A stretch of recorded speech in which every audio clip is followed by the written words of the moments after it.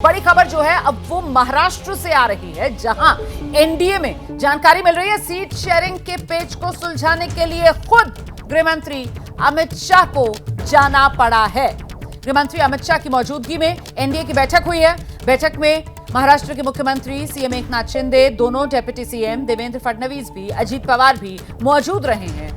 तो बैठक में अभी तक सहमति बन पाई क्या, इसी को लेकर हमारे साथ हमारे सहयोगी मृत्युंजय इस वक्त मौजूद हैं। जरा जानते हैं मृत्युंजय को, एनडीए महाराष्ट्र सीट शेयरिंग का मामला ऐसा फंसा कि खुद पहुंचना पड़ा है गृह मंत्री अमित शाह को।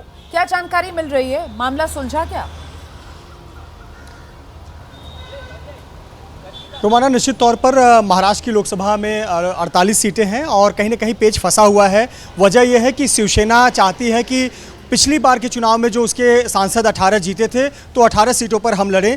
वहीं अजीत पवार का कहना है कि जिन शर्तों पर हमको गठबंधन में लिया गया था उन शर्तों का एनडीए सम्मान करे, यानी हमें भी सम्मानपूर्वक नंबर दे। वहीं बीजेपी चाहती है कि ज़्यादा से ज़्यादा लोकसभा की सीटें बीजेपी जीते। बीजेपी का ये भी लक्ष्य है कि वो 30 से ज़्यादा सीटों पर चुनाव लड़े। तो असमंजस की स्थिति थी, कई सीटों पर पेच फंसा हुआ था।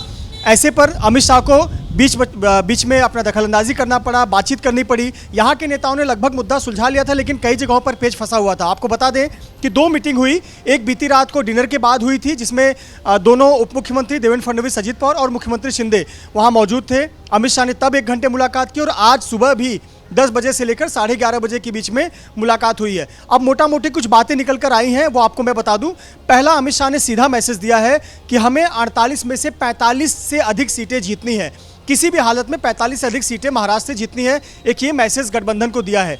दूसरा, ये बात कही है कि बीजेपी जो शहरी क्षेत्र है, जैसे मुंबई है, पुणे है, थाने है, जहाँ पे मेट्रोपॉलिटन सिटी या बाहरी परप्रांतीय भी महाराष्ट्र में ज़्यादा रहते हैं, ऐसी सीटों पर बीजेपी चुनाव लड़े। उदाहरण के तौर पर पिछले चुनाव में बीजेपी मुंबई में 3 सीट पर लड़ी थी, इस बार 5 सीट पर लड़ेगी और शिवसेना को सिर्फ 1 सीट देगी।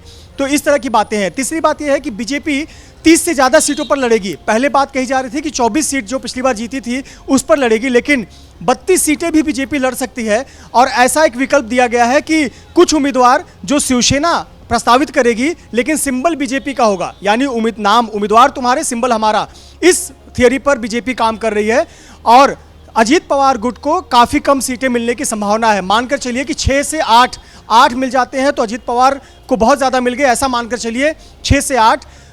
शिंदे गुट को 12 से 14 के बीच सीटें मिल सकती हैं, लेकिन उनके कुछ उम्मीदवार बीजेपी के सिंबल पर लड़ेंगे और बीजेपी 30 के आसपास सीटें लड़ेगी।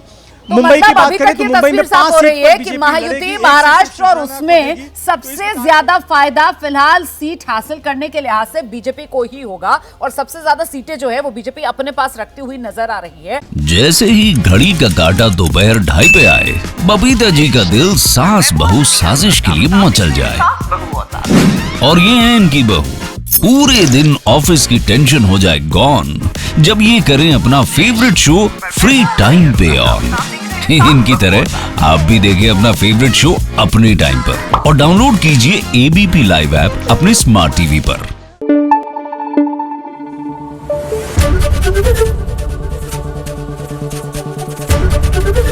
एबीपी न्यूज आपको रखे आगे।